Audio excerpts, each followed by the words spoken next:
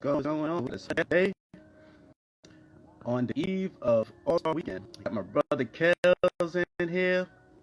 Got my brother King of Fitness in here. We gonna do it up, and we got a special guest. Brother is somebody who knows the truth about NJ, knows the truth about what he does for the inner city. Um, First and foremost, I want to thank everybody at Snipes.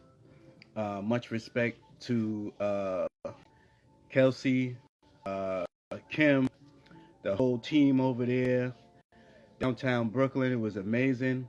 It was a little slow at first. I was a little nervous. I'm like, man, nobody don't like the 13, the All Star slash playoffs. Are you kidding me? But everything started to progress after a while. So I could breathe a little easy. Um, it's an amazing shoe. I want to talk a little about that. A friend of mine said he was kind of confused about the material, the stitching, and, and what was the purpose of that yellow circle around the Jumpman on tongue.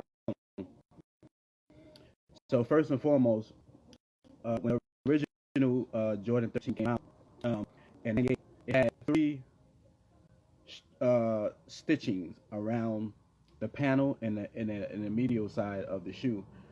It did not have one, and it did not have two. Those are fake, and those are not the real deal.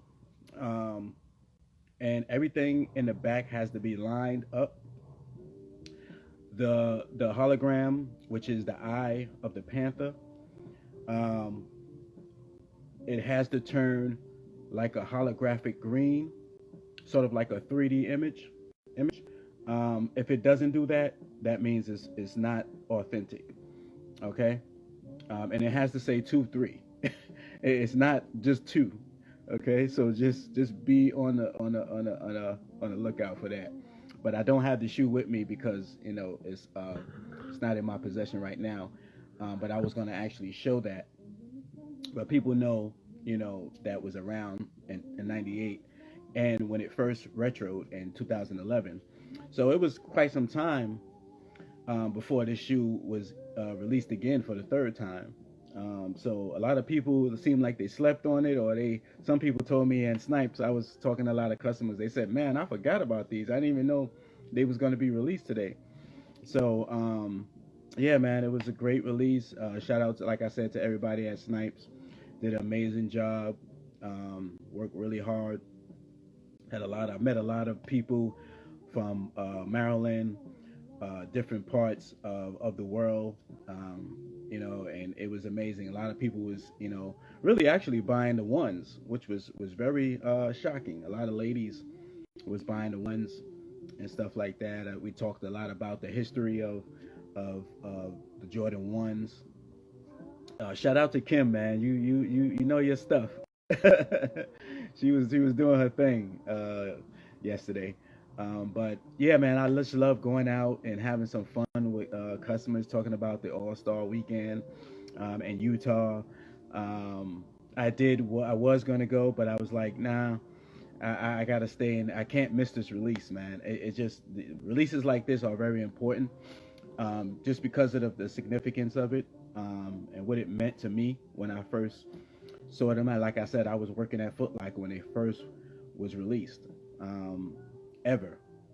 This is when Jordan was playing pretty much the last dance years, and that was his last. Well, would have been his last All Star game, and it was dope, man. Because I like the way they was wearing the team uniforms. I like that. They need to go back to that. That's dope. Wearing the team uniforms.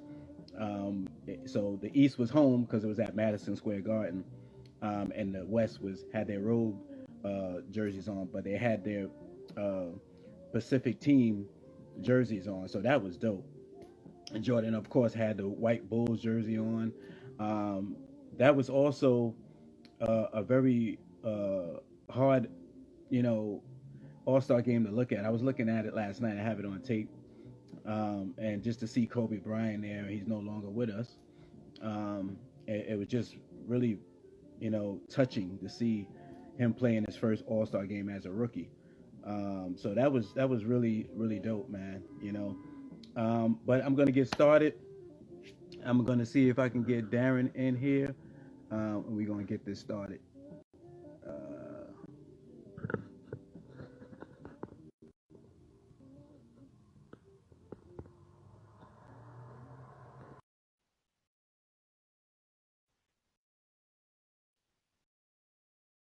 So how was everybody's All Star weekend? I hope it's going good, man.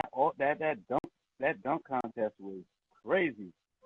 I was like, I gotta actually see that All Star game again, because it was very crazy, man. It was this guy from Philly was dunking all over the place. But let me put this in, and we're gonna get started. So everybody follow Darren Group. Clarence, what's going on, brother? Like I fit. What's going on? What's going on, man? Long time, brother. Long time. Yeah, we're gonna get started. I'm gonna wait um, until he comes in, and then we're gonna get started. Uh, so I'm gonna actually wait and see when he when me, and then we can get started. Everything's good, man. Everything's good. Can't complain, man. Just hanging in there, man. Hanging in there. Hanging in there. What's going on with you, man?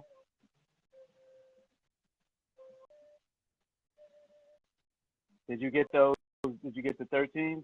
You remember, back in the days, man.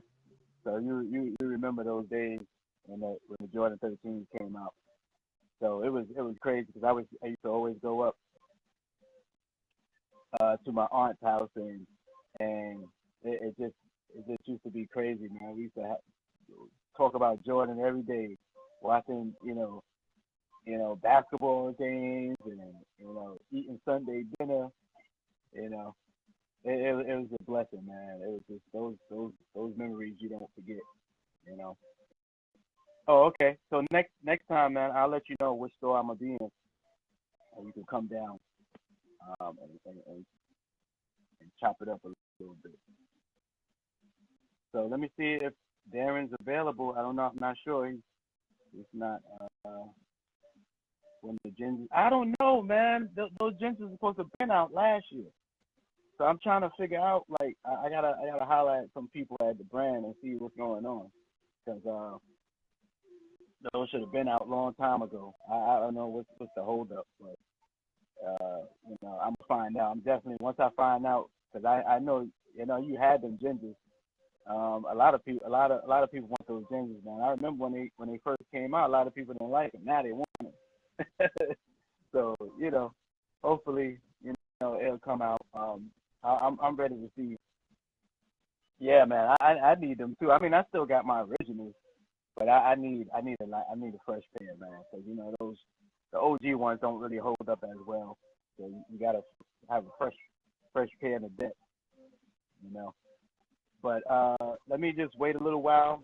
I'm gonna talk about the All Star game and a lot of shoes that's coming up. And what you guys, and you can put in the chat what you guys want to see come out. Um, I'm going with the East tonight, even though we don't got Kyrie no more and KD. But I'm still going with the East. I almost said the West, but I'm gonna go with the East. You know,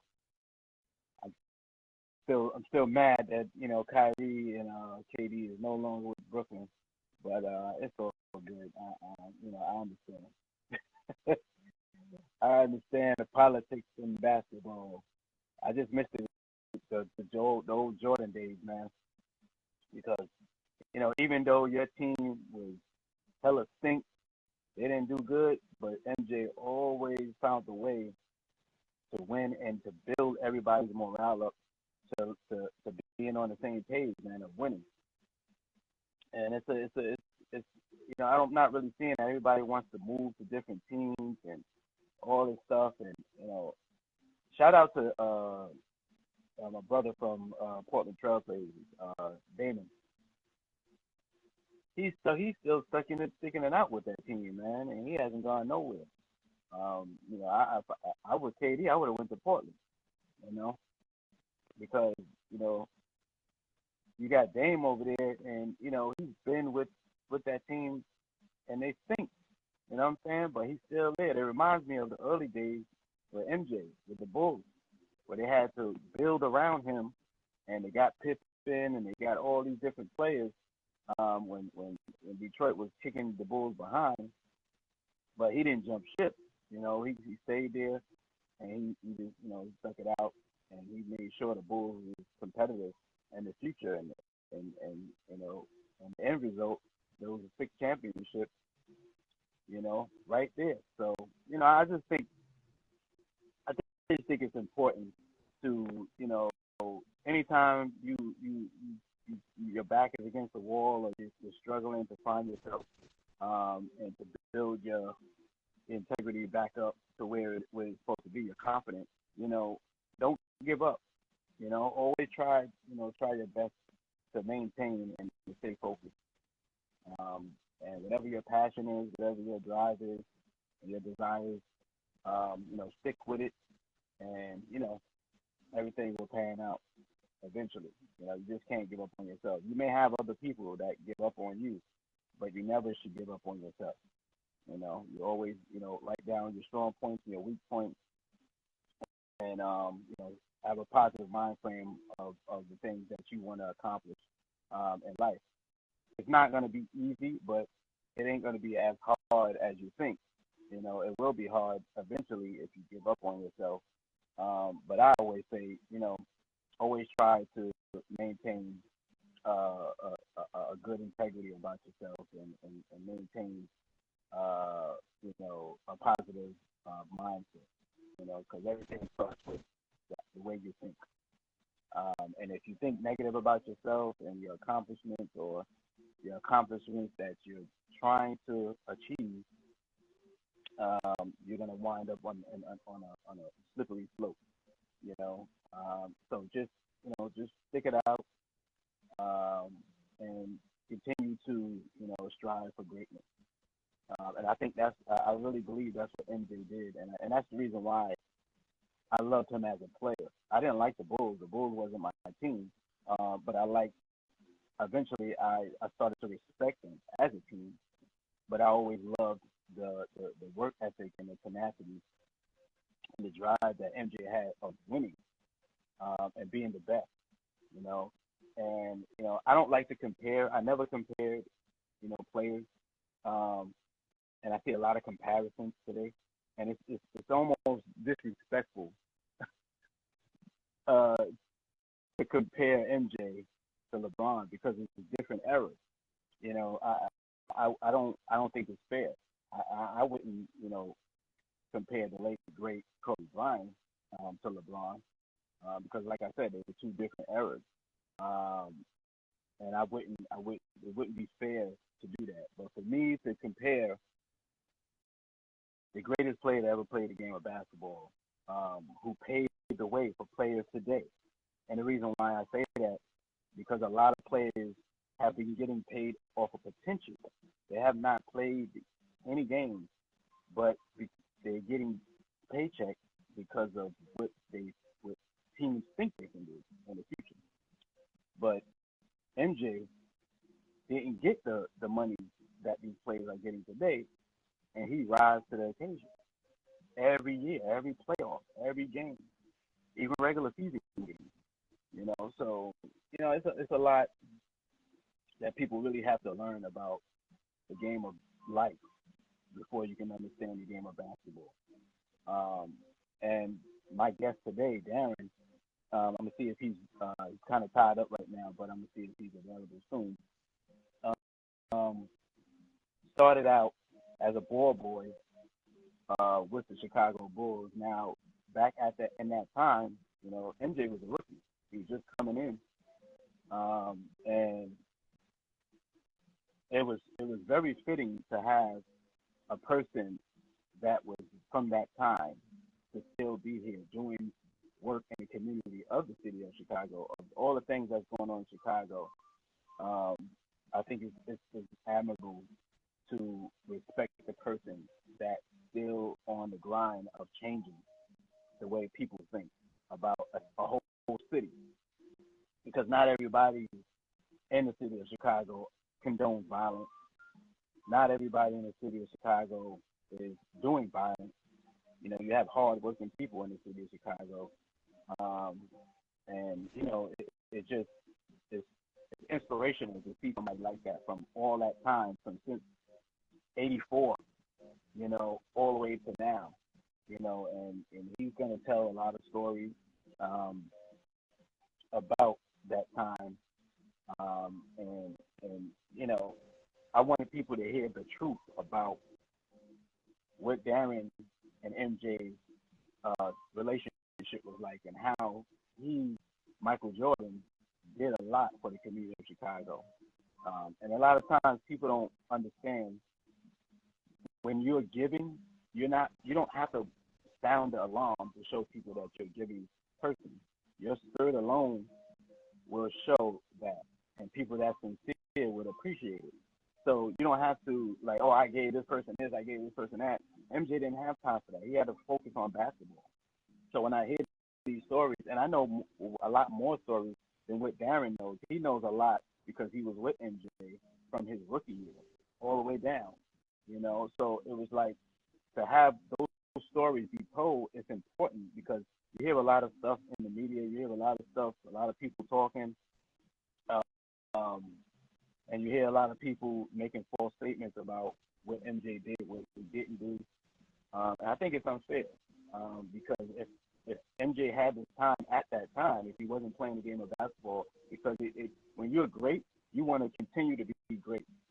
It's not that you don't care about your people or you don't want to associate with your people, but he was just focused and driven to being focused on his craft, which is the game of basketball. That's like saying he don't care about his family and they have issues, and he's just saying, okay, no, I just care about basketball. I think that's a little bit unfair. And a lot of us, may go through those things in our lives where we do things and people don't appreciate it, and it's okay because the ultimate appreciation is within. The ultimate blessing is above. So you don't have to worry about if people don't appreciate it, whether greater or small. It's the thought that counts. Whatever you do in your respective communities or whatever you give to people, you don't have to sound the alarm because you just do it because it's the right thing to do. They have a quote, and I always read this quote. It says, I'm going to read this quote real quick. It says, the true worth of a man is not measured by what he does for himself, but what he does for others.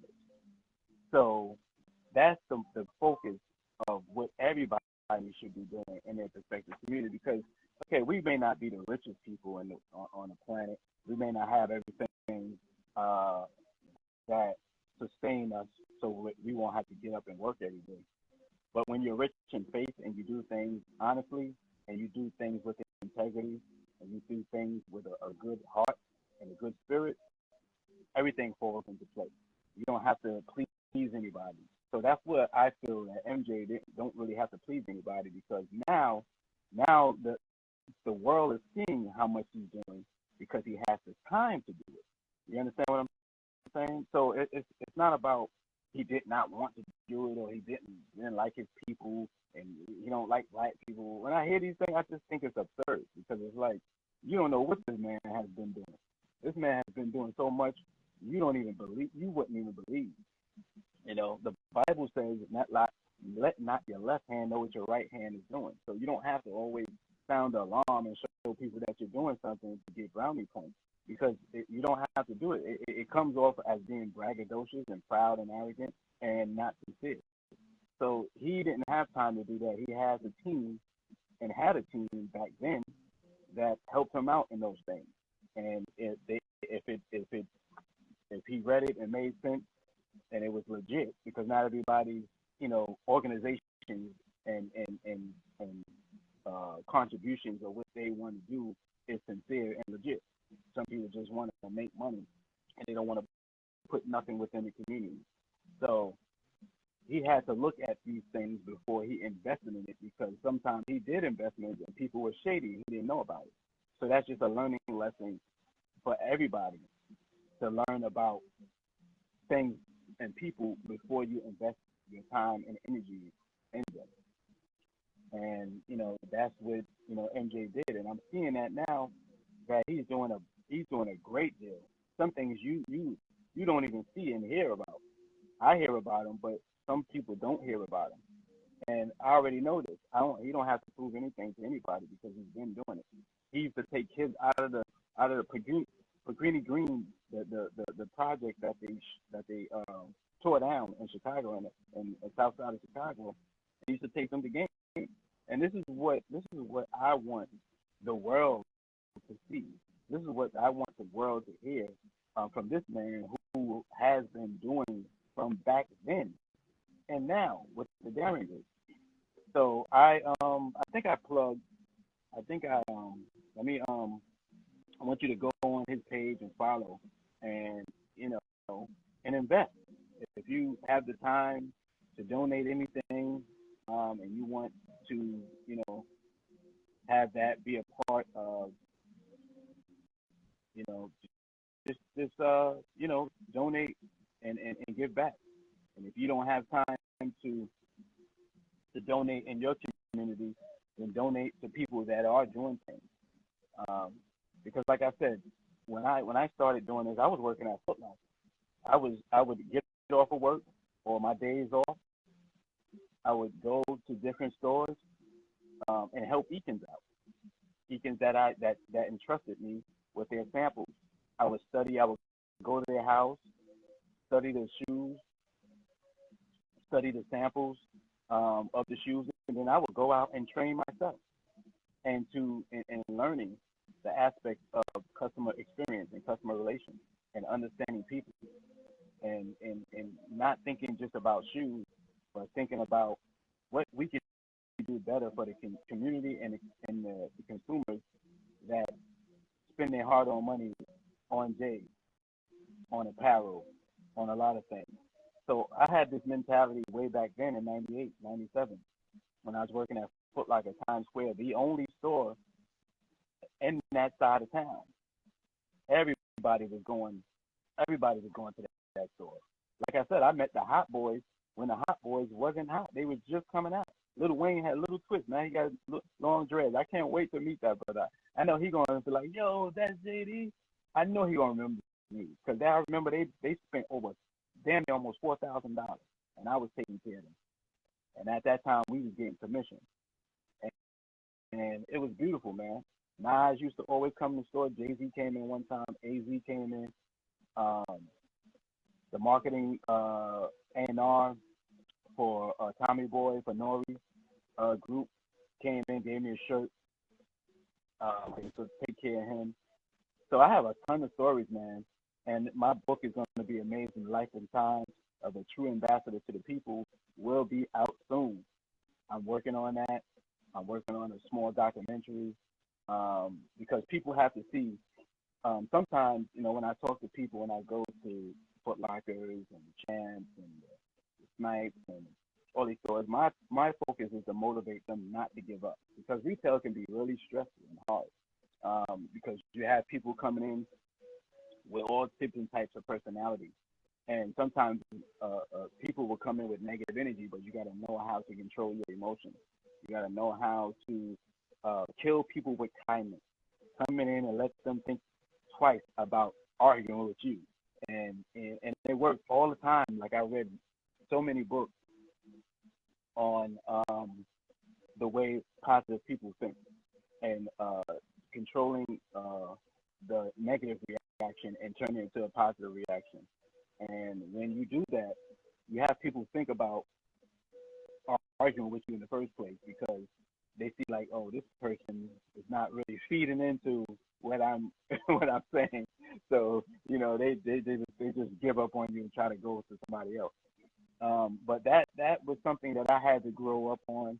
I had to mature into that. I wasn't always, I was very reserved sometimes, and I really didn't want to talk. And one of the things that made me talk is learning information and learning the technology that Nike had because I was always wanted to give it. I always wanted to talk about it. So I was talking yesterday in the store with a customer, a young lady, and she was talking about trying to understand the Nike Dunk and the SB Dunk and what's the difference because they got a Nike check and what's the difference between Air Jordan. So, and I referred to the movie that's actually coming out in April called Air, which is actually depicts when they was actually trying to sign MJ to a deal, and then they created a whole shoe around him. So that's all these stories are important. You don't have to sometimes bombard a whole bunch of shoes, a bunch of stories with shoes, but a lot of shoes that's actually coming out like the lifestyle line need a little bit of story, so that way you can kind of entice the consumer to think about the story, equate that to the greatness of MJ, and then eventually buy it. You understand? Versus a person just saying, "Oh, these suck." They look at the two trays and say, "Oh, these suck," or the six rings, "Oh, these suck," and they don't know nothing about it. Then when you start to explain, they're like, "Oh, wow, I didn't even see those. These are some of my favorite, designs in one shoe." And the whole concept of thinking negative about a shoe becomes a liking, and it just amazes me. And that's what I try to teach a lot of workers. Learn the history. You don't have to be great at knowing everything, but just know a little bit so that way you can create a conversation. Because consumers want to spend money, but they want to know how much you know. Is it are you just there to sell them stuff, or are you there to provide a need of sensibility and a calmness of purchasing a shoe that they may not even know about. And then when they go around somebody asks, "Oh, those are nice," and then they can carry the story that you told them, and then they would never forget. Customers would never forget how much time and effort you put in into getting them the shoe that they wanted. Especially real Jordan heads that have been supporting Jordan brand like Jumpman Boxer.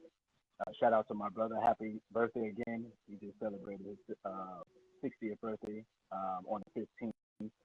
Shout out to my brother Carl, who celebrated his 40th plus birthday. So we got a lot of Pisces in the building. Gentry Humphreys, his birthday is on, I believe, Monday. And then my uncle, he will be celebrating his heavenly birthday, and on Tuesday. So I know a lot of Pisces, man. But wonderful people, very creative, and very goal driven. So it's just like when I go to stores, I like to have conversations. I want to see you know what it is that is making consumers happy about purchasing a shoe. Um, and then overall, they would take a liking of you because you're taking your time out to give them information that they didn't even know. So, and like I said with the circle, Jordan brand, when they first became a brand in '97, they wanted to have a little distinction. So when the He Got Games first came out, it didn't have a yellow circle. So the yellow just pops and it makes the shoe a little bit lively, but also it goes into the love that MJ had for motorsport and racing and motorcycle riding. So the whole circle thing is performance based and it's performance driven. So they wanted to just put a circle, just to put a little a tap on it. That little circle made the shoe pop. It just makes the shoe pop. And then with the yellow on the Jordan on the tip in the front. It just makes the shoe pop, man. I look at it every time. I was looking at it all day yesterday in the store, and I was just like, wow, man. I remember when these first came out. I actually had my original box, and I put on it, "Don't sell," because back then you could put stuff on layaway, man. And I had to at the time I had to buy some books for school, and I said, you know what, this I'm gonna put $50 on this shoe, and y'all bet not sell it. And I had the layaway thing on it, so it was cool, man. I I put my money where I needed it, but I made sure I had something on what I wanted. It's funny because I did that with the Jordan 13 Flint, not the Flint. Oh man, I'm getting a brain. The gray. I keep forgetting the damn name. But those came out, and I had those on layaway. But this customer really wanted them. He was from North Carolina, and I had them on layaway. I just had to show it, rubbing in his face. He's like, man, why you gonna bring those out, man? And I just had one more payment on them, and he was like, I give you double for those. So I gave it to him. I didn't get double. I said go give me some McDonald's, and he came back and gave me some McDonald's. So he paid me for the layaway that I had on it, and then he gave me the extra, and he bought me McDonald's. So it was cool, man. Like those stories, man. You never forget those customers that just are just above and beyond and makes you love what you do. So whether you volunteer your efforts in community centers or you do things, everything is not revolved around money, because the blessing is the things that you may do that's unseen that people may not understand. And it's not meant for people to understand. Some people will understand it, some people won't. But the whole fact of the focal point is trying to make a difference little by little. If I can go to each store and motivate people on selling techniques, or they may be struggling, they may be new to retail, and I can give them little pointers here and there about the brand and about the brand's objectives, and versus what other people do as far as competitors. I love doing that, because a lot of people may have questions, and sometimes a lot of customers may have questions. They don't have nobody to turn to answer those questions. So they're real shocked when they see somebody helping the Jordan brand and coming into certain stores. And when I go and visit, they're like, "Wow, man, I didn't even think Jordan brand had people that came out, and cared about us." So it just shocked them, because some people think negative about the brand and what the brand stands for, and they think that people at the brand don't care.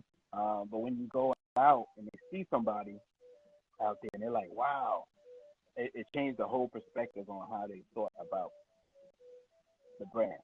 So when I go out, my whole focus is basically the consumer. And if I see somebody struggling, like a employee in each whatever store I visit, I may pull them to the side and say, "Oh, what was the problem? Did the customer not like the shoe, or And then I would next time, I would show them certain ways on how to enhance the sale by just knowing a little bit of information about the shoe that you presented, or that you in your store, and that helps a lot. But just to stand there and not say anything and look at the customer try the shoe on, you have to build camaraderie. You have to build, a sense of urgency, so that way they can say, "Wow, man," you say, "Oh yeah, those shoes look nice on you." When they first came out, they sold out, blah blah blah blah. And you try to motivate them into getting it, because it's so much that the consumer is thinking about. They may have an event that they got to go to. They may be going out later, and they're trying to get their wardrobe together. So you're making the process easier, and the decision making easier. So you don't really have to stand there and just like even if you multitasking and you're dealing with more than one customer, you always get the person that you help first, get their name first, and then move on into the next, but you always see how he or she is doing, so that way, everything will turn out all right. So, let me see if Dan is available. If not, then we might have to reschedule again because I don't think he um, is available. But anybody want to come on, just send me a shout, and we can talk about the release yesterday. Um,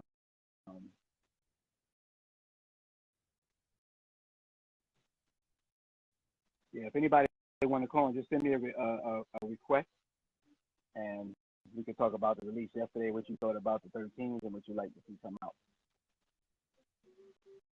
Okay, Darren is here. Darren is here. Yes. So I want you guys to get ready. Give him a warm welcome.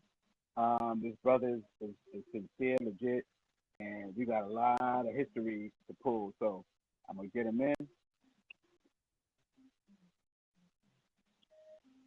And once he send me a request, shout out to my brother, the Bearded Aquarian, my brother from Florida. Can't wait to see you, brother. We got to link up. Hey, what's going on, brother? How you doing, brother? How you doing, brother JD? I'm doing good, man. I'm so happy that I got you on, man. I know you're running around, and I know you're a little busy. That's okay. But listen, man, I got some Jordan heads on here, and they ready to hear the amazing story that you have. Okay. So I want you first tell everybody who you are, where you from, and then I'm gonna get into the question. Okay, my name is Darren Hammond. I'm from the city of Chicago, born and raised, and that's my story. I've been in the city of Chicago all my life, all 57 years. Man, and listen, man, I love you as a brother, and we know pretty much the same people within the brand, especially our Uncle Howard White, who's just about almost as vintage as you, as far as knowing who MJ is, right, what he's about, and how he feels about his people. We're gonna get into that. Okay. One thing I already told you, I don't like when people say Jordan don't like his people and he don't care about his people. Oh, they totally wrong. True. Those people don't know. Yeah. So we're gonna get in to what was the experience being the ball boy for the Chicago Bulls, and tell a little bit about that. Well, as you know, I was a little kid from the west side of Chicago, and Chicago is a basketball town, and it's a lot of kids that from the city of Chicago just grew up around basketball and around a lot of superstars, a lot of great basketball players came from the city of Chicago, and I was just one of them kids hanging around the playground from the neighborhood, hoping to be one of those great playing basketball, being around great players. So, I started working for the Chicago Bulls in 1981. It was a great experience. Being around all the great superstars back then. Listen, everybody. 81 now. Now we're going to get into when Michael came into play. Yeah. Go ahead. So, from 1981, I joined the Chicago Bulls as a ball boy. I was like a freshman in high school, and I got a chance to be around all the great, Orlando Woolrich, Reggie Theus, Quentin Daly, Enos Watley, and all those guys. And as the years came, fortunately, we was doing pretty bad, but we still was playing basketball, but we end up having a lot of luck, and they end up getting the great Michael Jordan in 1984. Now, when you heard about that, and like you heard it in the wind, like who this young man was, MJ was, what was that experience like? Oh man, I know it would be excitement there. Michael was so young. We all knew, when he was with North Carolina his first 2 years, and seeing the tongue come out and the Dr. J moves, and his favorite player was David Thompson, and just watching Michael Jordan grow. Being in the Olympics and playing in the Olympics, it just was a great atmosphere to see this guy, from North Carolina, swagging his tongue and doing all these things with the ball. I mean, I remember that when I was a sophomore, freshman in high school, watching Michael Jordan play in North Carolina. Yes. That is amazing, man.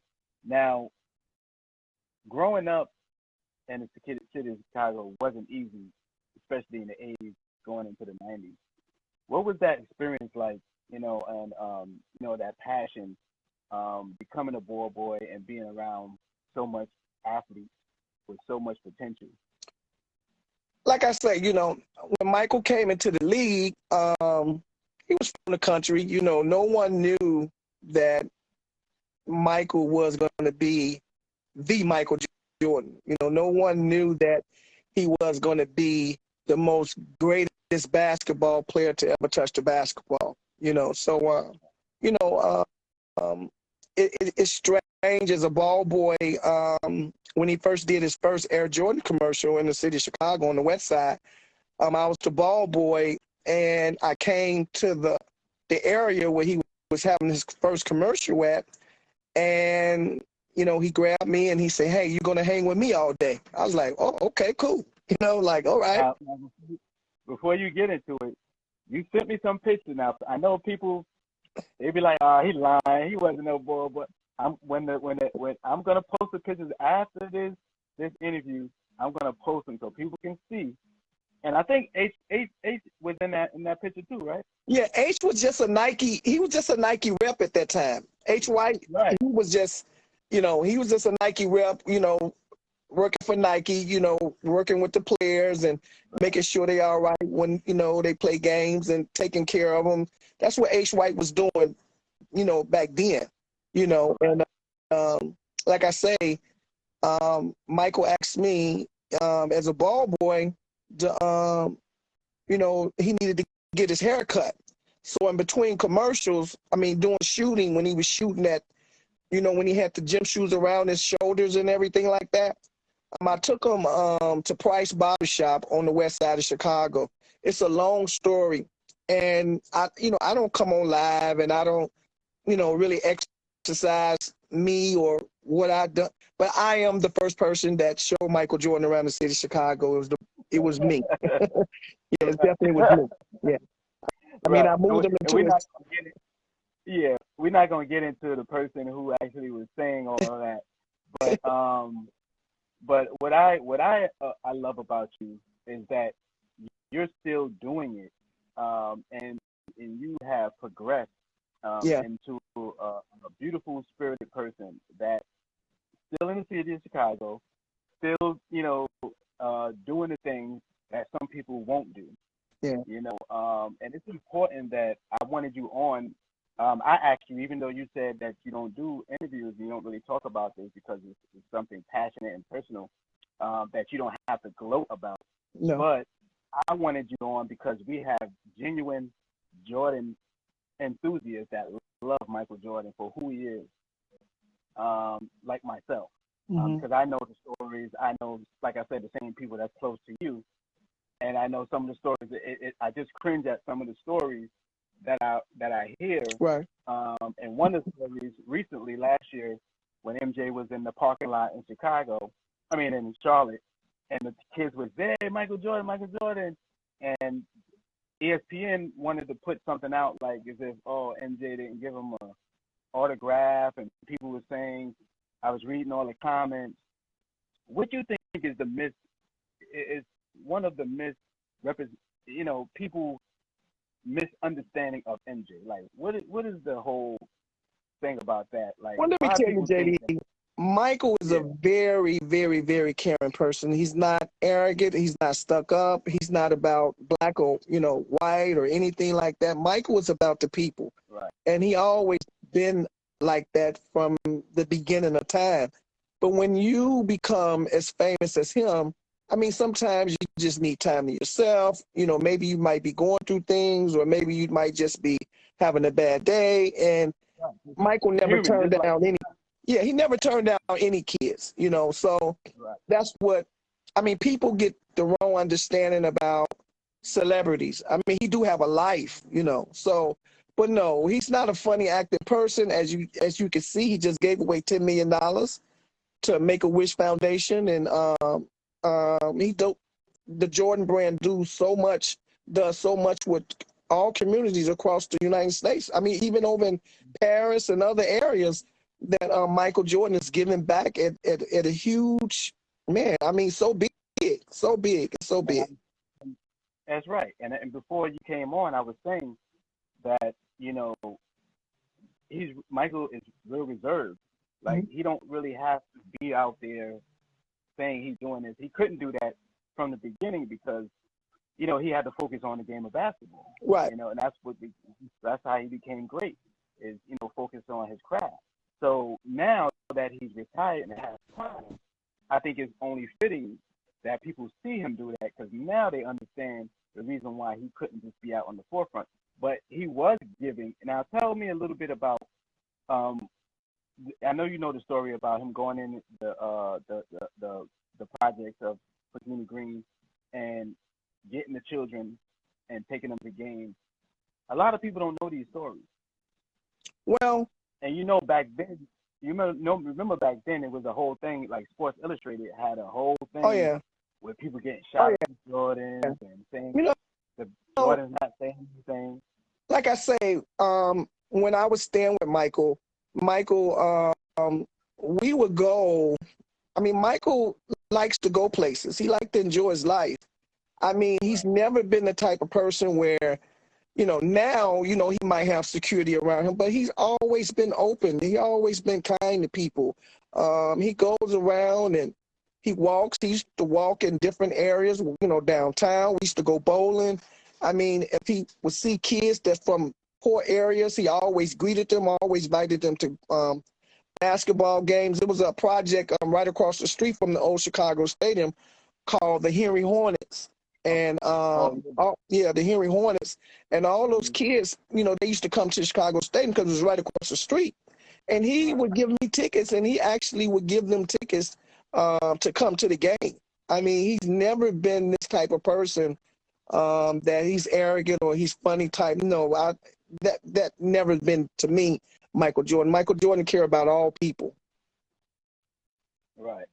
And I knew that from early on when I used to hear stories from a lot of people from the brand, and I used to say what is MJ about before I met him, and I didn't hear anything. Like I said, he even stated that in the Last Dance that it was hard at that time because he couldn't do nothing. Right. He said the only freedom he had was when he was when he was in a hotel. You know what I'm saying? So it's like people gotta understand the human side because we're not robots. Let me tell you what I'm saying? His story, JD. He's very competitive. I mean, if he's playing cards or playing ping pong or shooting pool, you're gonna have a problem. He's gonna take you there.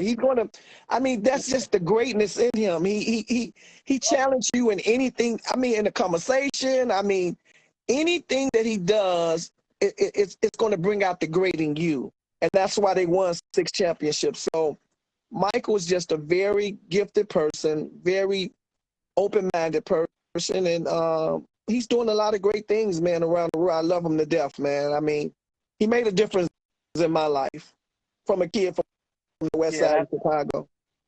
That's right, because, a lot of people on the west side and the south side don't get those opportunities.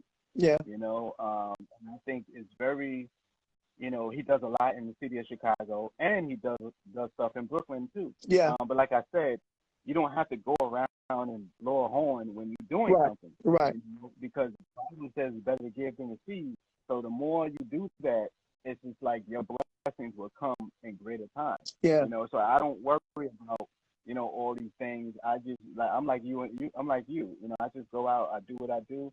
And because I know, we talk all the time, and I know how hard it was to get the brand to where it is. That's why I'm so respectful of it. It's not about you. I can care less about it. It's not. No, it's about right. getting the people to understand, to break that negative barrier of what they think MJ is and what they think the Jordan brand represents. Right. It's not just about money. You have people that do amazing things all over.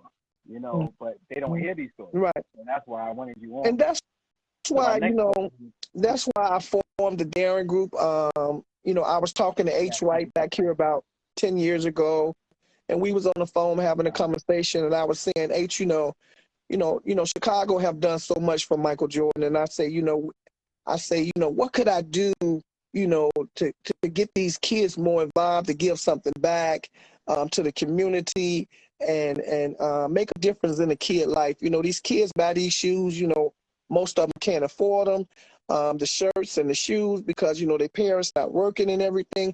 So I formed my organization not just to give shoes and pearls out, but to mentor and make a difference in the kid life. I formed the Darren Group. We've been up and running since 2014, and we've been running a long time. And in the city of Chicago, we have non-501c, non-for-profit organization.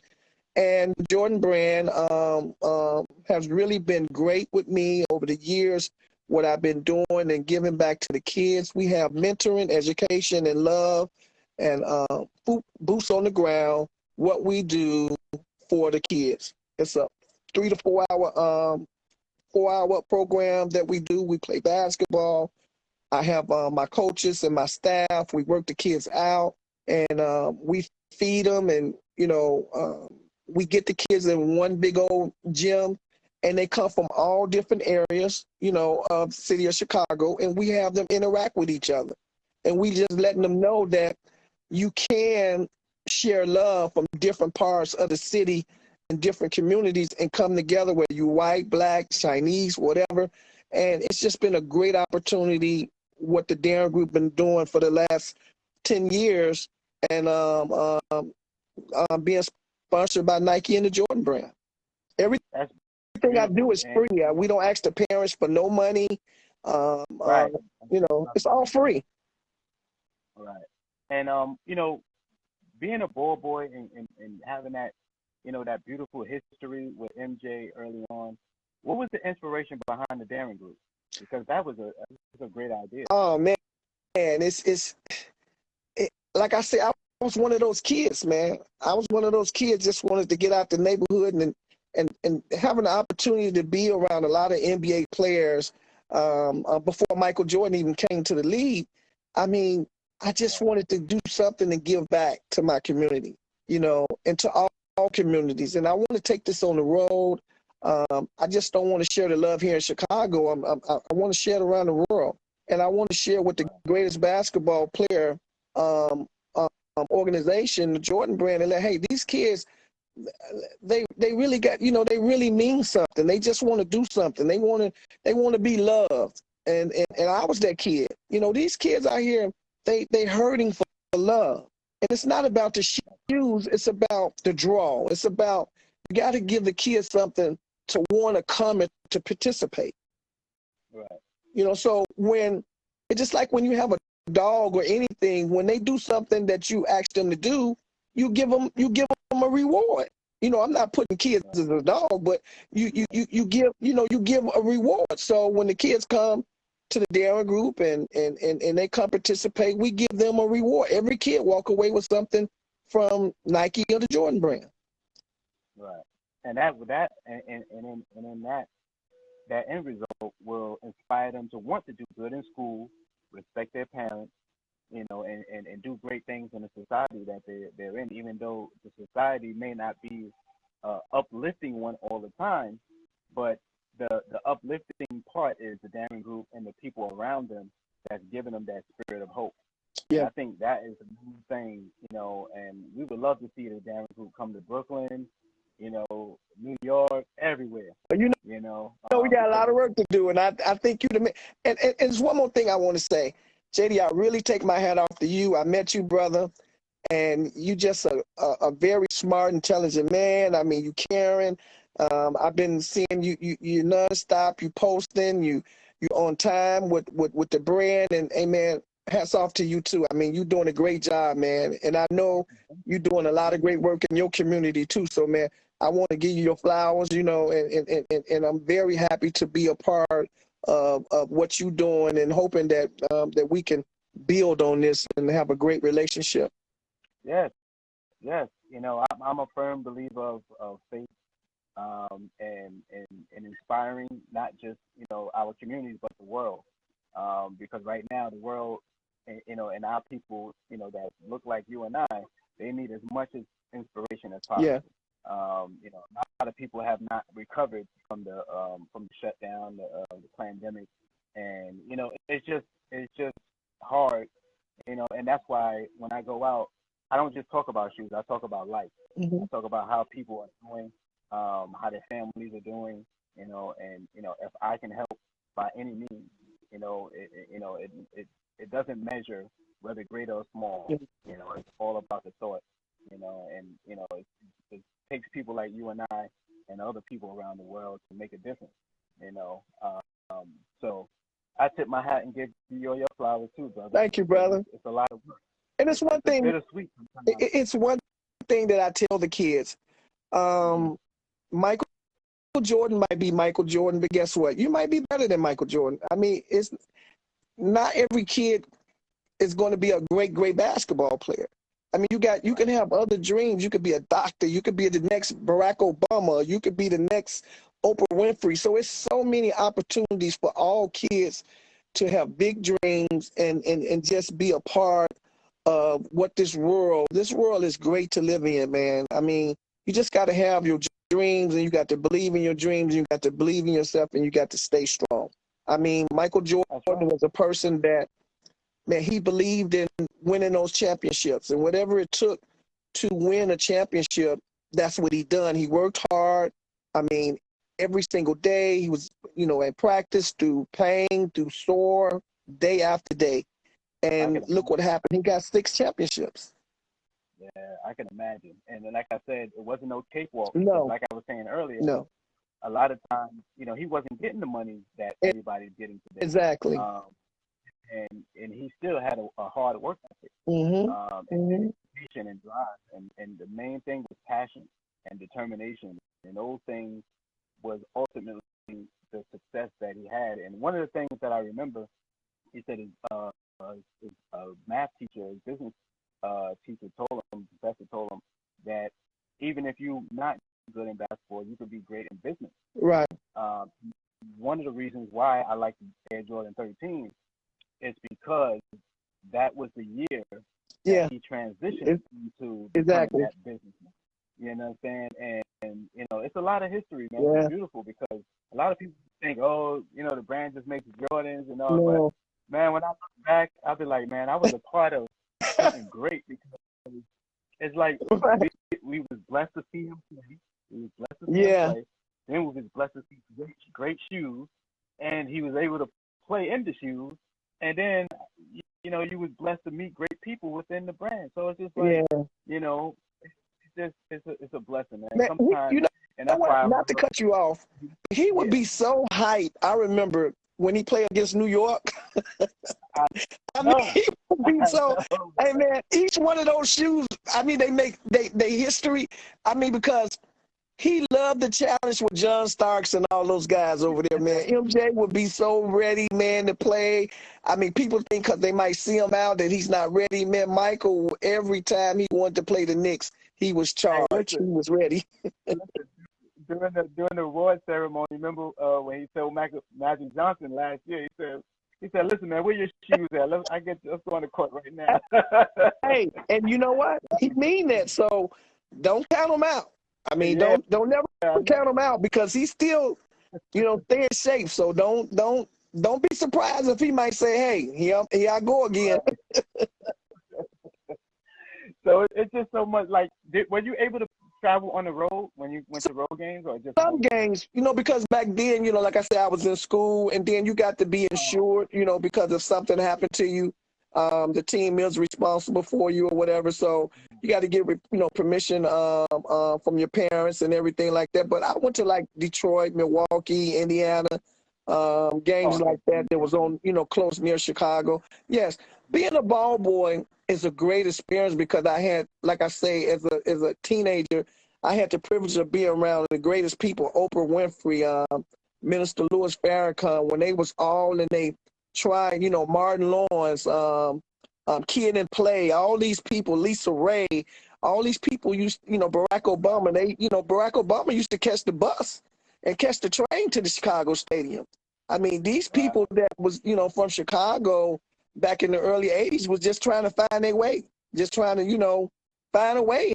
And look at them. They superstars, they heroes. So, being a ball boy, for me back then, I got to meet a lot of great peoples, and it's just a good atmosphere for a kid, to be a part of any professional sports organization and being around a lot of great people, because you can do a lot of great things in meeting people.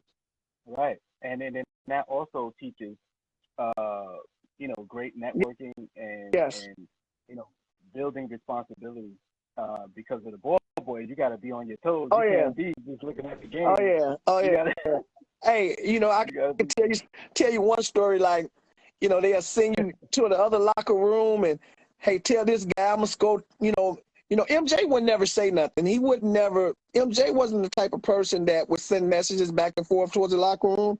He'll just tell me to, hey, tell other guys they're in trouble. So his way of being energized is like he always ate like a Reese cup or a sneaker or drink some orange juice before the game, and that was his energy, and wears shorts up under his uniform, and that was his thing. And that's what hyped him, man. And you would be crazy if you talk stuff to him, because that would only make him be more dangerous. Okay. So the next question, what can you tell us? What can you tell us? Who of the people? Let me see. I'll make sure I read this right. Go ahead, take your time. Oh, okay. Do you really believe people really think MJ hates black people? Like, these No. are questions that I formed, that I took from what I've read off of the internet, and this is what I asked them. So I want to ask you, because a lot of people, I don't know where they're getting these wilder, outlandish things from, but Okay, let me tell you this. When the last time you looked at MJ? When the last time you actually physically looked at him? A long time. Okay. Now, did you see his skin tone? Yeah. MJ is black, right? He's black. How could he hate black people? Right. He's a black man.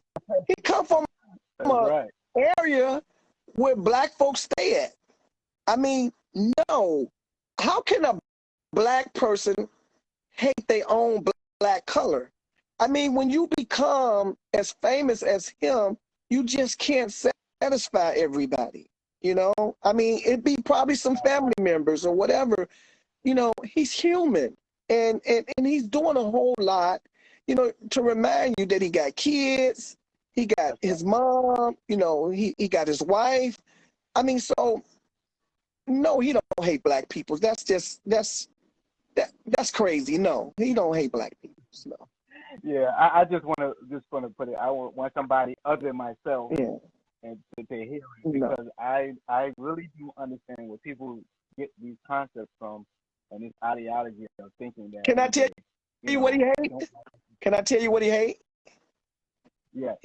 He hates losing. Exactly. That's and he probably don't like people that think of losing or not building within their confidence within themselves. He hates losing. That's what he probably don't like. That's what MJ hates. He hates losing. So it's not, no, he don't hate black folks. Michael loved everybody, every walks of life. I mean, some people you just can't satisfy. You just move on. You just move on. Right. Exactly. And that's what we all have to do, as far as, in life in general, in our perspective lives, is, when people don't mean us well, we just gotta, keep it moving and be around, positive energy, that is going to encourage us to be the best version of ourselves. And this is what I tell a lot of people. Growing up, everybody didn't have a father figure. Everybody didn't have somebody that they could lean on and guide them in the right direction. What was that? What was that process like? Did you look at MJ, even if though he was a rookie? Did you look at him as a father figure, or somebody to look up to? Well, you know what, Was, Michael. If you get to know Michael and you're around Michael, for me being around him, he's not the type of person that he wants you to look up to him. He's human and he's going to make mistakes. And his mom and dad did a wonderful job and keeping him away. His dad was, oh my God, Pops was very smart. I mean, they would, talk most of the night. They would shoot pool. And, Michael came into the league with his parents and with H. White and David Falk. And he had a great atmosphere around him to make him a better person, know how to deal with certain things and, answer certain questions with the big media. His dad was wonderful, man. His dad was his rock. His dad was his mom too. With the sisters and brothers, look at them. You don't see them in the spotlight. You don't see them, making a lot of noise. Michael was the type of person that, he might walk around with his shoes off. If that's how you feel, he just a down to earth person. But like I said in the beginning of the interview, is that he's human. And sometimes, as a person, you want time to yourself. When it's me time, when I'm with my wife, he just can't go downtown in New York. He can't just, walk the city of Chicago. He can't do that no more. So, when he come out sometimes, he just, he want to have privacy, but it's hard because he Michael Jordan. And people don't understand that. Some people feelings might get hurt, but you got to understand that he is human and he do have a life. Right. And I always, took that in consideration. There was one time when I went to Miami when he was playing with the Wizards. And I always say the Wizards should be very thankful because their sales went up because he really didn't have to play. He only played to bring some type of energy back to the Washington Wizards. So they was dead. They was dry. Right. So when I went to Miami and I played them, I had the Jordan 11, what they call the Bread 11, black and red. They had just re-released for the first time the retros in 2003, and I went to Foot Locker on 34th Street, took pictures, talked to some people, and I had it in an envelope and I sent it to him. Right. And I was gonna hand it to him, but the guard was like, "No, you can't." And then MJ like he pointed like, "Bring him over there." I don't know if he realized who I was or what, but I gave it to one of the assistants, the media people, and I said, and this is for MJ to look at, just some pictures of customers with the 11s on and stuff like that. So it was cool. It was cool, man. And he was shooting around and stuff. And I was just looking at him, just focused. He was just so focused, But what was it like, in the 90s versus now? And do you see a difference in like the players of today versus the way MJ came to the game and Oh yeah. In the 80s and the early 90s, those players worked hard, man. Those players played. It's a whole different atmosphere now. What these kids do today, they got a lot of more technology to use. When Michael Jordan was playing, they didn't have all that different type of, computerized stuff and different type of stuff what they got today. So you dealt with pain, and you might have took an aspirin or whatever, some Bengay. Bengay was famous back then, So, those guys, the locker room would be, full of Bengay. So, I mean, those guys dealt with a lot of pain, man. You know, can you imagine playing against Buck Williams, Antoine Carr, Xavier McDaniels, Tree Rollins, and those guys? Yeah, those big guys, man. Patrick Ewing. I mean, those was big guys, man. And Michael played through that. You know, these guys today, and that's why MJ say like, well, these kids getting all these big contracts, but they gotta be able to show they can play in the league. I mean, it's really like a gift now. I mean, you know, they getting, you know, we understand that the world move on and, you know, this is a different time and age, but I mean, come on, man, these kids making 45 and 60 million a year. I mean, and I ain't even won a championship yet. Right. And I always say, if it wasn't for MJ, you know, paving the way, because I think I really believe he paved the way for a lot of players. Oh yeah. And because he was the face of the NBA for many years. Even when he came back with the Wizards, that was kind of like a blessing for the NBA because it was declining a little bit, but it got to the point where and I also commend him too for trying to do something that was new and owning a team. And that wasn't easy. You know, he had to rebuild and restructure, you know, the way the Wizards was. You know, so everything was earned. Everything was earned. I mean, he played hard every night, even when he didn't want to play. I mean, it was a lot of nights that Michael, you know, he had a cold or he had a flu. I mean, look at the flu game. I mean, that showed you the competitive in him that he wanted to win, and anything that it took for him to win, that's what he done. I mean, with the so-called flu game, it was actually food poisoning. Right. The pizza. Right, it was food poisoning, but you know, yeah, you're right, it was food poisoning, exactly. Utah Jazz people, right? They did something to that. I mean, he would challenge. You know what? When I was the ball boy, he would challenge all the players. He would bet Orlando Woods $100 a game that he would out rebound him. I mean, he would make them work. He would make them actually work, and that's what Michael Jordan was about: work. When he came to practice, when he came to that basketball court, it was all about business, you know, and he got the job done. I mean, wasn't nothing easy the first 6 or 7 years that he came in the league. I mean, he had to go through the Detroit Pistons, and let me just clear that up when about, you know, Isaiah and Michael. I mean, Michael never showed any type of atmosphere where he hated Detroit Pistons or Isaiah Thomas. He was just a part. He just wanted to be like any other basketball player and play and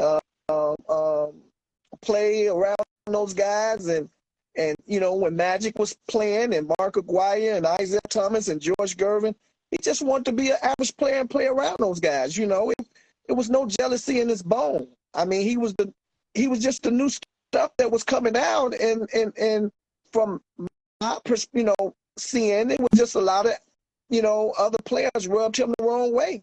And, you know, MJ the type, you know, he don't forget stuff. I mean, that's including me or anybody, when you rub him the wrong way, he go the opposite way. Right. Yeah. Charles Barkley know that. Oh yeah. Yeah. When you rub him the wrong way, you can have your opinion, but it's the way that, you know, it's the way to speak your opinion.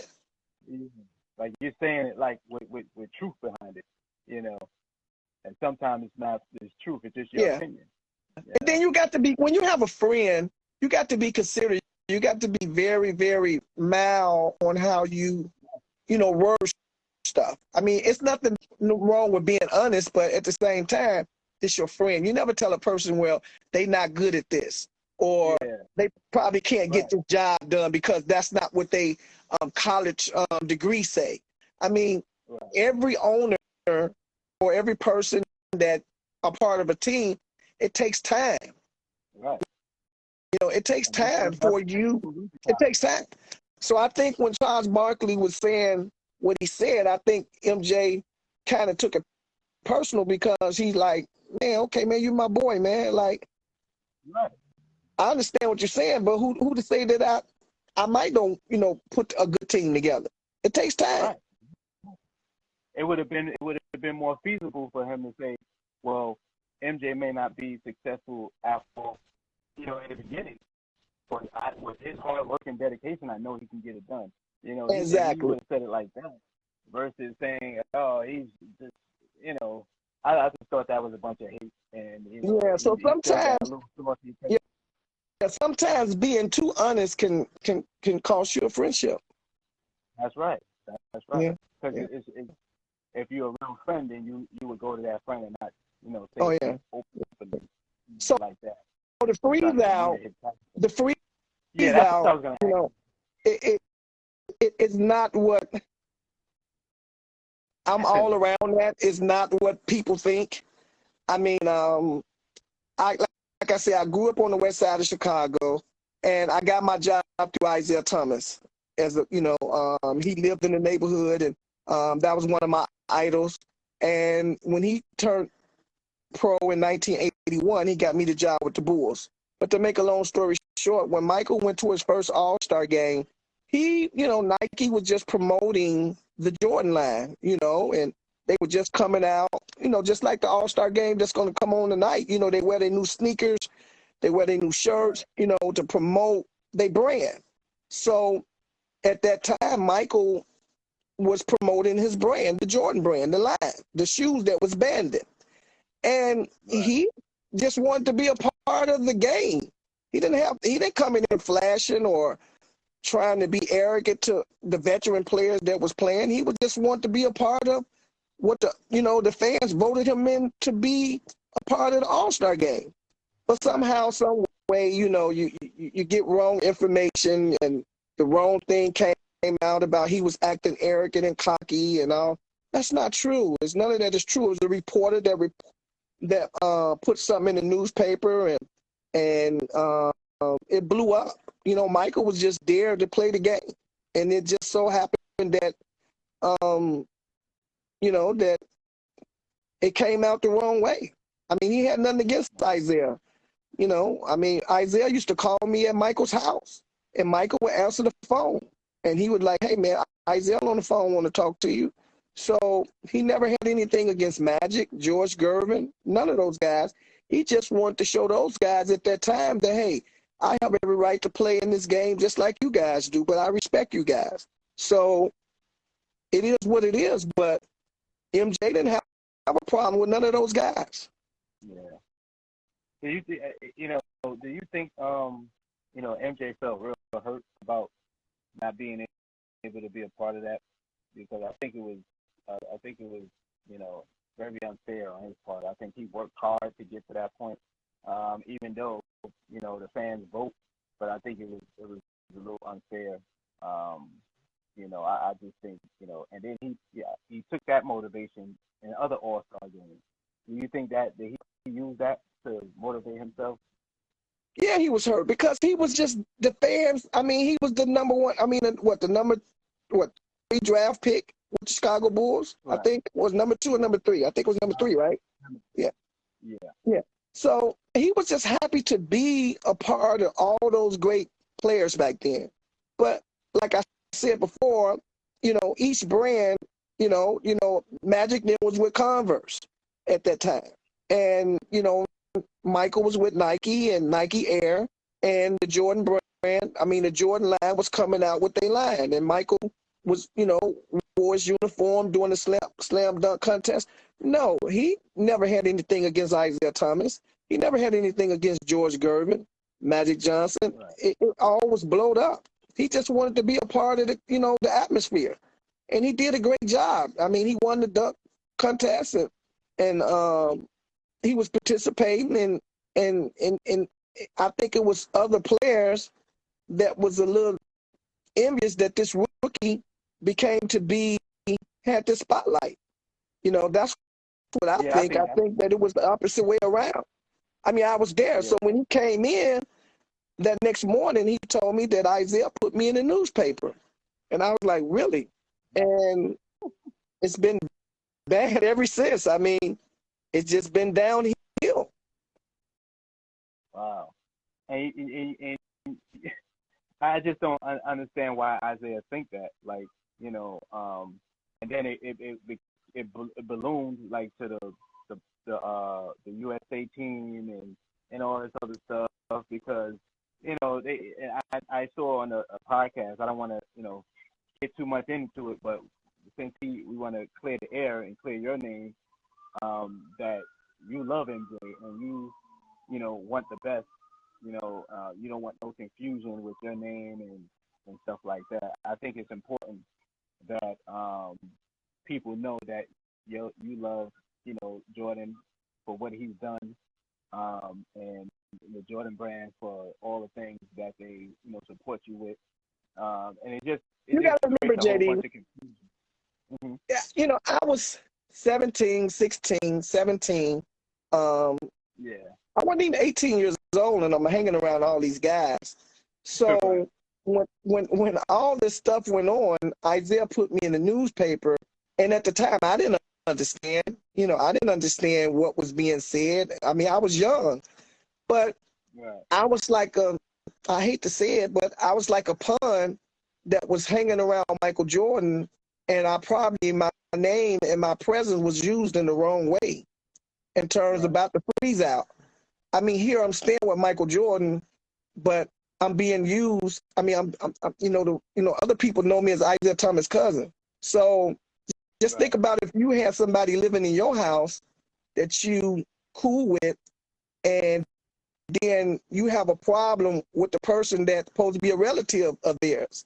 So at that time, like I say, Michael wasn't being selfish. He was just there as a rookie. Nike was promoting him. I think it was other players that was, I don't want to name any names, that was envious that he had the spotlight on him. But Michael never had anything against Isaiah Thomas. Never. He never had anything against Isaiah Thomas. And I think now that, in years moving forward and the style of play of the Detroit Pistons, because first of all, he loved the competitiveness. Detroit. He had to go through the Detroit Pistons to win the championship. I know. I mean, that wasn't easy. So, and plus, the bad boys, the Detroit Pistons, they didn't play fair all the time. They thing was to stop Michael Jordan. And whatever it took to stop Michael Jordan, that's what it was about, to stop Michael Jordan. Did you see any of those battles, those games when I was right there. I was the ball boy. I was right there. And you know what? Michael never budged. They might have stopped, I tell people, the Detroit Pistons might have stopped the Chicago Bulls, but they didn't stop Michael Jordan because he had 30 points. His team never did step up. So when the Pistons say, well, they stopped Michael Jordan and the Jordan, they didn't stop him. They stopped the team because he was averaging 26 plus. So that's when, in the brutal and when they started being real physical with Michael Jordan, that's when MJ started changing towards Isaiah. Especially when he worked so hard to beat them, and he always shook their hands, and he always greeted them after each loss. And that was hurtful when they finally beat the Pistons, and then they walked off the court. So that's why they tell the players now, you notice after the game, all of them go greet each other. They go give each other a five and hug each other. But from my understanding and being around and living with Michael, he never had nothing against Isaiah Thomas. Never. Yeah, it's like I don't know where this. You think it's just because the way he went out, the way Isaiah went out and got swept? Well, and then, first of all, Isaiah had an injury and they was at the peak. They had just won back-to-back championships. So it was 23 times. It was number 23 times. I mean, however it was done, the torch had to be passed. And it was so happened to be Michael Jordan in the Chicago Bulls. You know, when Scottie Pippen was having the migraine headaches and all this different type of stuff, I mean, they was beating up on the Bulls. But when Scottie got that mentality and started playing like he was supposed to play, Horace Grant, you know, they took it to another level. Now, was this some people hurt on the other side? Yeah, because they didn't want to accept the fact that, hey, the Bulls finally, well, they swept them. Right. So to make a long story short, Michael, I think that hurted him so much. I think if Isaiah, by me knowing both of them, and I know MJ, if Isaiah would have came over to Michael and just would have said, hey man, thank you, great job, congratulations, I don't think that hate towards basketball, I don't think he personally hate him like if something happened or, you know, anything like that. I think that he truly disliked the way that was done, as both of them being professional athletes and the whole world seeing that. So I think if that wouldn't have happened, I think they probably would have a high and by, or if they ran across each other, relationship, you know? Yeah, just be more. But it's kind of hard when you the leader of the team and you the leader, I know. and you know, that happens, and sometimes people just don't want to be a part of something. But like I say, when the freeze out, I was there, I know about it, and Michael did nothing to the Detroit Pistons or George Gervin or Magic Johnson or anyone that was on the West team. He just wanted to be a part of the game, just like any other player. So it was no freeze out. I mean, he was playing and he got his fair shots. You know, his mom and dad was there. H. White was there coaching him how to dunk, you know. And Michael, yeah, you know, H. White was right there on the sideline, you know. Yeah. Listen, H. White got game, man. Yeah. Uncle White got game. Hey, you know what? I was at the house, at Michael's house, rooting like, yeah. When he did that rock, you know, I'm right in the living room waiting on him to come in. Yeah, when he did that. He had nothing against those guys, man. He was just showing that he deserved to be there, and that's what happened. Right. You know, I wouldn't never, you know, I would never, because I'm being put in a situation that I got my job from Isaiah, and I'm so happened to, you know, show the greatest basketball player around the city of Chicago when he was a rookie. And I was young, so I was caught in the middle, but my mom and dad always told me that you got to tell the truth, nothing but the truth. And my truth is not just saying this because Michael Jordan is Michael Jordan. I'm saying it because it's real. He didn't do anything wrong. Right. Now, did you see the pivot as Isaiah was on there? Yes. So Isaiah said that he made it easy for MJ to walk around in the street. Now, what did he mean by that? Because I was trying to figure out, like, he's back again. He's talking about me. He's talking about me because I used to stay with Michael, and the young nephew that he was talking about is me. Once again, it put me in a bad situation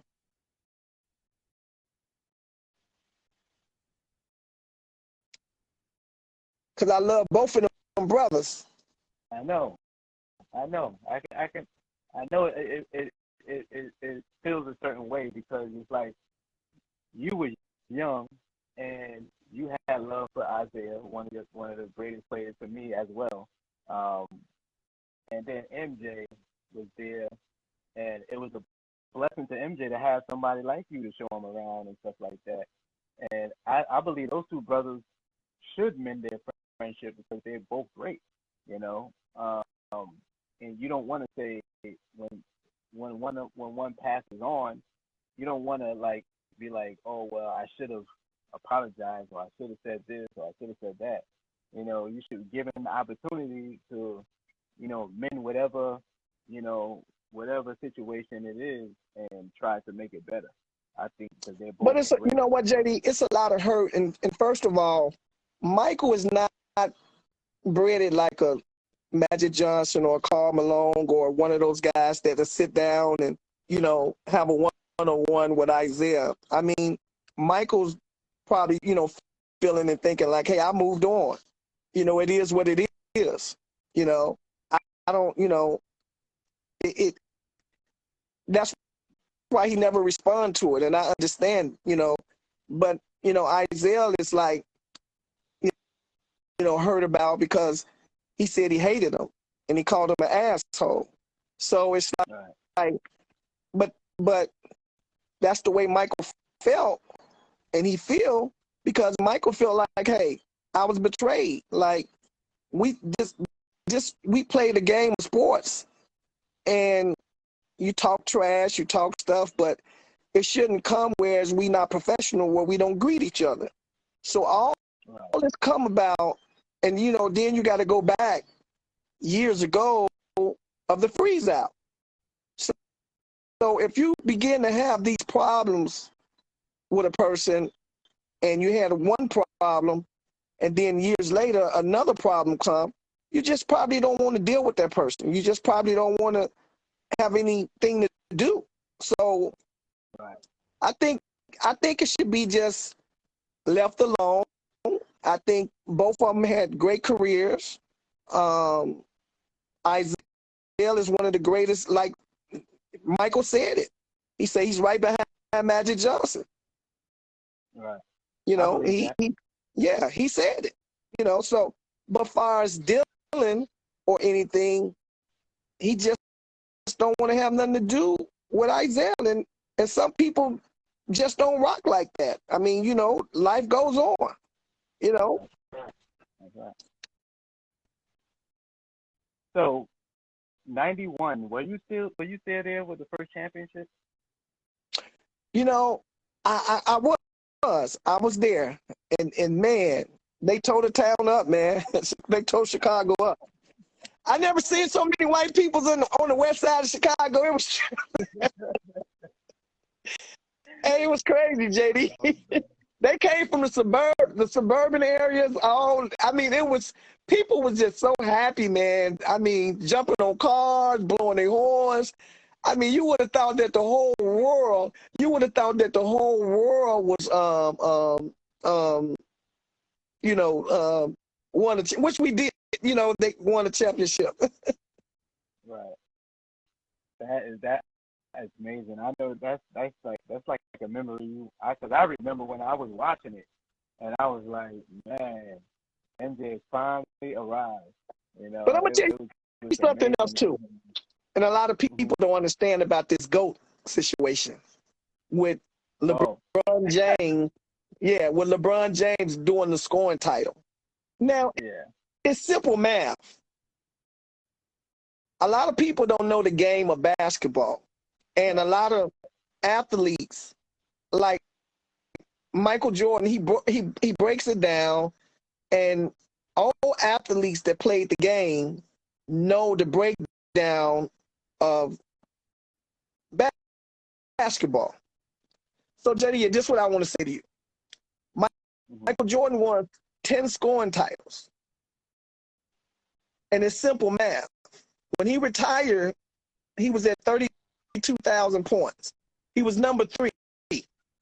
It was Kareem, Moses, and Michael before Kobe, broke Michael's record. If Michael, retired and when he played baseball for those 2 years that he was off, he could have easily got Kareem Abdul-Jabbar record. I know. I mean, Long time ago. if that was his goal to break Kareem Abdul-Jabbar record, he could have done it. That wasn't his goal. His goal was to win, to better his teams, and win championships. And then you got the, people, the new school also don't know. Michael Jordan played in the area where it just wasn't John Starks and those little people that those people say, like John Starks and the people they saying that wasn't any good. Michael stopped 25 major superstars that's well known for winning championships. I mean, you got to look at Dominique Wilkins, That's right. Buck Williams, Tree Rollins. I mean, we can go with Charles Barkley. We can go on and on and on. So when they say, well, he had nobody he played against, that's not true. Michael stopped a lot of people from winning championships, man. So. You're breaking up a little bit. You're breaking up a little bit. Huh?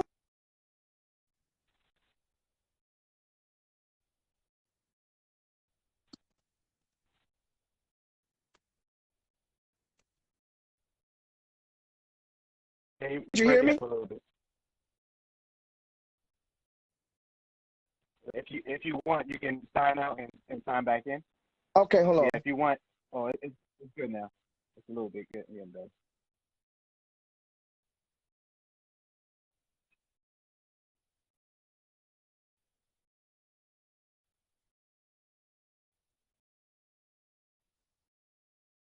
So I'm listen, man. We're gonna continue this. I'm glad, like you guys are able to hear this story. Thank you everybody for joining on. And we're gonna sign back in.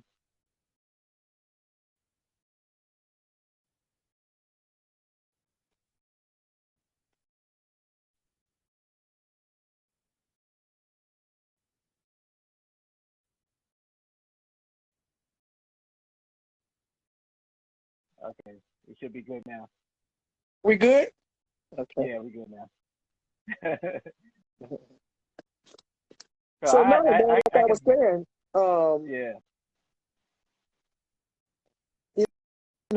Michael never wanted to be called the GOAT. I mean, he just wanted to win championships. So I think a lot of people got the wrong understanding about the way he, played the game and the way he approached the game. And he let his game speak for itself. So, in my eyes, he is the GOAT. Right. That's it. I mean, hands down, at the end of the day, like, he got 6 championships, man. I mean, and like you said, that record would have been broke a long time ago. It's certain plateaus that players haven't even passed, and MJ is still above them. Yeah. So it's just like, I don't know. I guess people. But that's not to take nothing, away from LeBron James. LeBron James is really a great basketball player. I mean, at 6'9" and body wise, but you got to remember, Michael Jordan didn't have the stuff that LeBron got today. So right. I take my hat off to LeBron, but it's 2 different areas. I mean, to just LeBron passing Kareem, I mean, you just can't put him in front of Michael Jordan because he got the scoring title. I'm not a stats type of person. I'm not a stats type of person. I'm a type of person too that believe it. Yeah. Yeah, because that's the ultimate goal, really. At the end of the day, that's when you play the game to win. And MJ probably could have won damn near more than 6. Well, if he wouldn't have retired, they probably would have won 8. If he would have played, been able to defend that championship. Yeah. If he would have won, if he wouldn't have retired, they probably would have won 8, at least 7. Because I really wanted them to. Yeah. and the Knicks wouldn't have beat Houston. It would have been Chicago. Yeah. I guarantee you. So your phone is breaking up, That year JD, they and I went, love it you, would have brother. Your phone is been. Oh, breaking mine up. too? Amen. Yeah. You know, we got Listen, to do this again, man. And I'm looking forward to yeah, coming to New York and, man, right. bringing this Let's have Darren group on the road. Yeah. I'm really looking forward to do this, man. Let's make it work, man, because we got a lot of work to do with our youth. And I want to let everybody Exactly. know that, man, God is alive and he loves us all. And we got to keep the atmosphere. We got to keep praying and we got to keep, hope alive for our youth. And we just got to keep doing our job, brother, man. Thank you for having me on. And, man, I love you, man. And let's just keep doing what Love you we too, do. man. Okay, brother. And God thank you bless. too. We're gonna keep in touch. All right. Okay, peace. All right.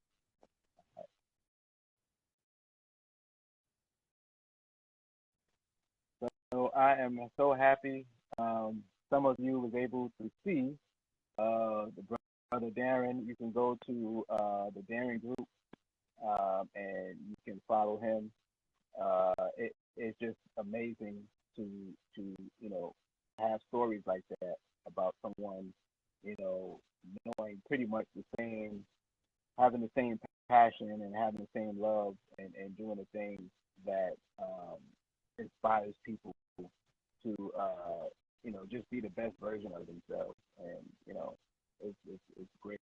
So I'm thankful for all of you for coming on and hanging out. And we're gonna probably I'm actually gonna be posting the live and we're gonna see you know see where this goes, man.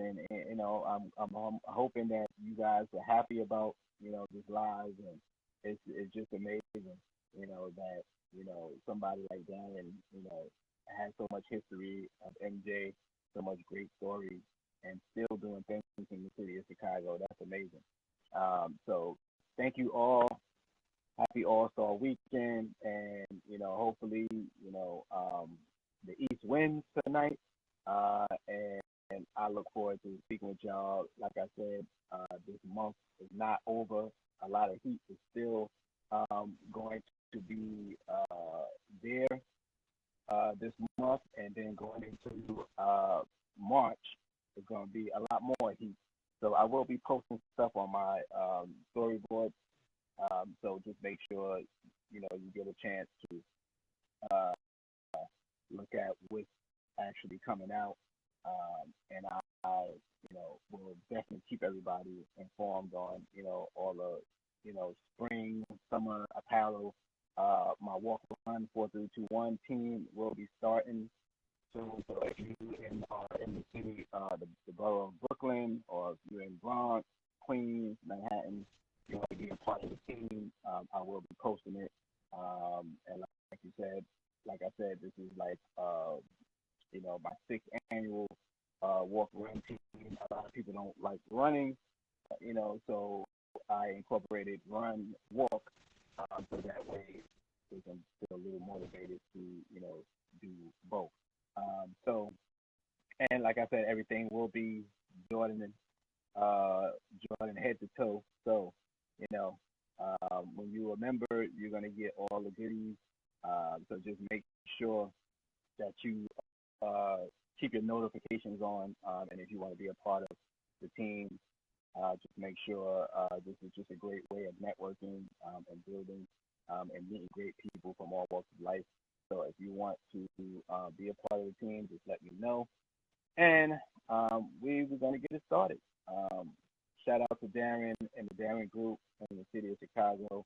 Shout out to the Jordan brand, of course. Shout out to H. White, Uncle White.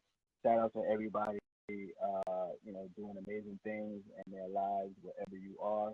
Always remember, no matter the time, the day, or the hour, always be inspired to be the best version of yourself. Okay? Peace and blessings, and I'll talk to you guys soon.